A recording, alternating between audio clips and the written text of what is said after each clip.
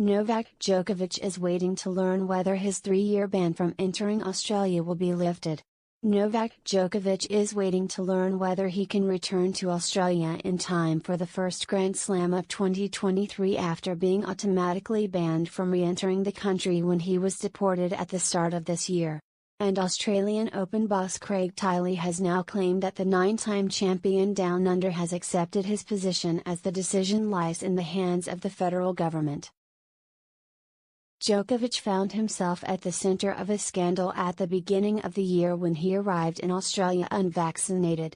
He had his visa revoked and successfully appealed before the then immigration minister used his powers to cancel the Serb's visa for a second time, leaving Djokovic deported on the eve of the Aussie Open when his second appeal was not granted. The world number 7's chances of playing the Australian Open are now up in the air for the second year running as all people deported from the country receive an automatic 3-year ban from returning. While Djokovic waits to learn whether this can be lifted for him to compete in Melbourne in January, the chief of Tennis Australia has now revealed that the 35-year-old has accepted the position he finds himself in. What we're saying at this point is that Novak and the federal government need to work out the situation.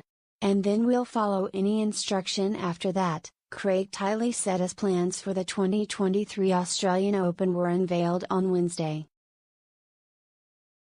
Tennis Australia helped Djokovic get a medical exemption to arrive in the country back in January, but took a step back this year and said everything was up to the federal government.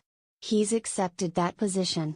It's a private matter between them, the Australian Open tournament director, who doubled down on previous comments about the situation being in the government's hands.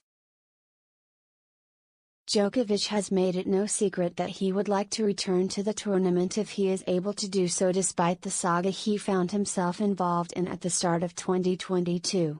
"I'm still waiting for news that my ban will be lifted. I think I've been banned from traveling for 3 years due to circumstances earlier this year," he said during the recent Astana Open. "Once that is removed, I need to apply for a visa. I want to go and I want to play there."